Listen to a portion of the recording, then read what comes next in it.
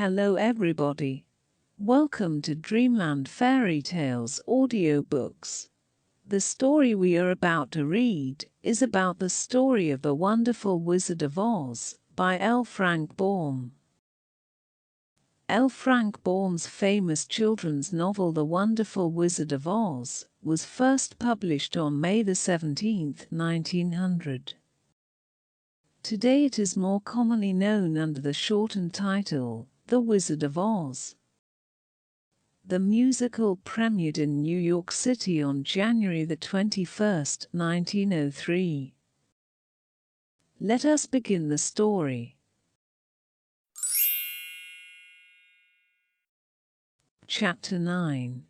The Queen of the Field Mice. "We cannot be far from the road of yellow brick now," remarked the Scarecrow, as he stood beside the girl, "for we have come nearly as far as the river carried us away." The Tin Woodman was about to reply when he heard a low growl, and turning his head, which worked beautifully on hinges, he saw a strange beast come bounding over the grass toward them. It was, indeed, a great yellow wildcat, and the woodman thought it must be chasing something, for its ears were lying close to its head, and its mouth was wide open, showing 2 rows of ugly teeth, while its red eyes glowed like balls of fire. As it came nearer, the Tin Woodman saw that running before the beast was a little grey field mouse, and although he had no heart, he knew it was wrong for the wildcat to try to kill such a pretty harmless creature. So the woodman raised his axe, and as the wildcat ran by he gave it a quick blow that cut the beast's head clean off from its body, and it rolled over at his feet in 2 pieces.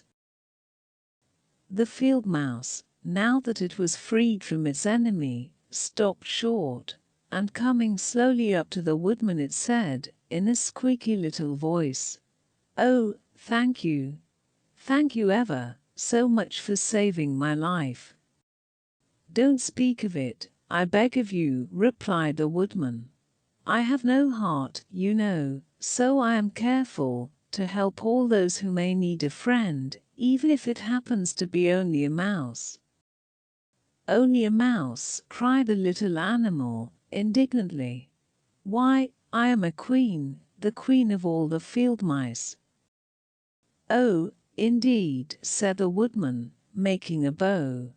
"Therefore you have done a great deed, as well as a brave one, in saving my life," added the queen.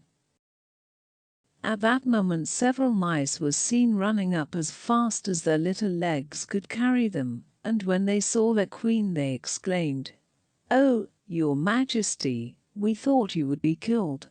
How did you manage to escape the great wildcat?" They all bowed so low to the little queen that they almost stood upon their heads. "This funny tin man," she answered, "killed the wildcat and saved my life. So hereafter you must all serve him and obey his slightest wish." "We will," cried all the mice in a shrill chorus. And then they scampered in all directions, for Toto had awakened from his sleep, and seeing all those mice around him, he gave one bark of delight and jumped right into the middle of the group.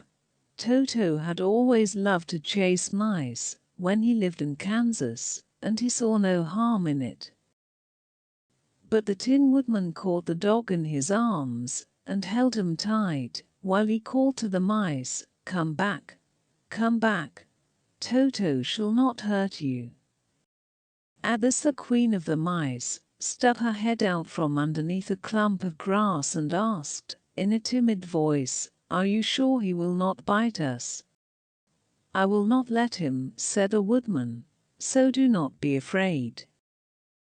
One by one the mice came creeping back, and Toto did not bark again, although he tried to get out of the woodman's arms, and would have bitten him had he not known very well he was made of tin. Finally one of the biggest mice spoke. "Is there anything we can do," it asked, "to repay you for saving the life of a queen?" "Nothing that I know of," answered the woodman. But the Scarecrow, who had been trying to think, but could not because his head was stuffed with straw, said quickly, "Oh, yes, you can save our friend, the Cowardly Lion, who is asleep in the poppy bed." "A lion!" cried the little queen. "Why, he would eat us all up." "Oh, no," declared the Scarecrow. "This lion is a coward." "Really?" asked the mouse. "He says so himself," answered the Scarecrow, "and he would never hurt anyone who is a friend. If you will help us to save him, I promise that he shall treat you all with kindness." "Very well," said the Queen, "we trust you. But what shall we do? Are there many of these mice which call you Queen, and are willing to obey you?" "Oh, yes, there are thousands," she replied. "Then send for them all to come here, as soon as possible, and let each one bring a long piece of string." The Queen turned to the mice that attended her, and told them to go at once, and get all her people. As soon as they heard her orders, they ran away in every direction as fast as possible. "Now," said the Scarecrow to the Tin Woodman, "you must go to those trees by the riverside and make a truck that will carry the lion." So the Woodman went at once to the trees and began to work, and he soon made a truck out of the limbs of trees, from which he chopped away all the leaves and branches. He fastened it together with wooden pegs, and made the four wheels out of short pieces of a big tree trunk. So fast and so well did he work that by the time the mice began to arrive, the truck was all ready for them. They came from all directions, and there were thousands of them. Big mice and little mice and middle-sized mice, and each one brought a piece of string in his mouth. It was about this time that Dorothy woke from her long sleep and opened her eyes. She was greatly astonished to find herself lying upon the grass, with thousands of mice standing around and looking at her timidly. But the Scarecrow told her about everything, and turning to the dignified little mouse, he said, "Permit me to introduce to you Her Majesty, the Queen." Dorothy nodded gravely, and the Queen made a curtsy, after which she became quite friendly with the little girl. The Scarecrow and the Woodman now began to fasten the mice to the truck, using the strings they had brought. One end of a string was tied around the neck of each mouse, and the other end to the truck. Of course, the truck was 1,000 times bigger than any of the mice who were to draw it, but when all the mice had been harnessed, they were able to pull it quite easily. Even the Scarecrow and the Tin Woodman could sit on it, and were drawn swiftly by their queer little horses to the place where the lion lay asleep. After a great deal of hard work, for the lion was heavy, they managed to get him up on the truck. Then the Queen hurriedly gave her people the order to start, for she feared if the mice stayed among the poppies too long they also would fall asleep. At first the little creatures, many though they were, could hardly stir the heavily loaded truck, but the Woodman and the Scarecrow both pushed from behind, and they got along better. Soon they rolled the lion out of the poppy bed to the green fields, where he could breathe the sweet, fresh air again, instead of the poisonous scent of the flowers. Dorothy came to meet them, and thanked the little mice warmly for saving her companion from death. She had grown so fond of the big lion she was glad he had been rescued. Then the mice were unharnessed from the truck, and scampered away through the grass to their homes. The Queen of the Mice was the last to leave. "If ever you need us again," she said, "come out into the field and call, and we shall hear you, and come to your assistance.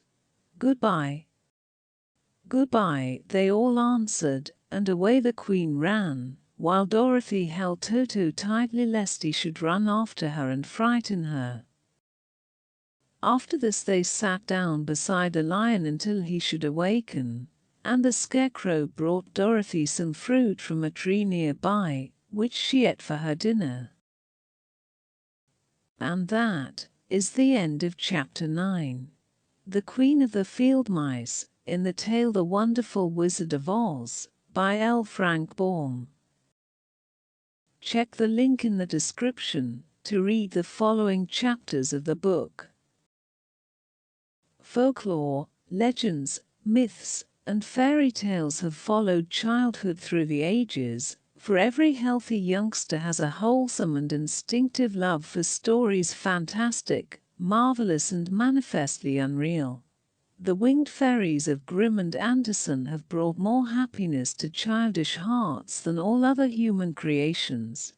Yet the old-time fairy tale, having served for generations, may now be classed as historical in the children's library, for the time has come for a series of newer wonder tales in which the stereotyped genie, dwarf and fairy are eliminated, together with all the horrible and blood-curdling incidents devised by their authors to point a fearsome moral to each tale. Modern education includes morality. Therefore the modern child seeks only entertainment in its wonder tales, and gladly dispenses with all disagreeable incident. Having this thought in mind, the story of the Wonderful Wizard of Oz was written solely to please children of today. It aspires to being a modernized fairy tale, in which the wonderment and joy are attained, and the heartaches and nightmares are left out. If you enjoyed that story, leave a like, and do not forget to subscribe to Dreamland Fairy Tales audiobooks. Hit notification bell button to be updated to our latest fairy tale stories, and enjoy a complete collection of short stories for children. I hope you enjoyed reading with me. Until next time, goodbye.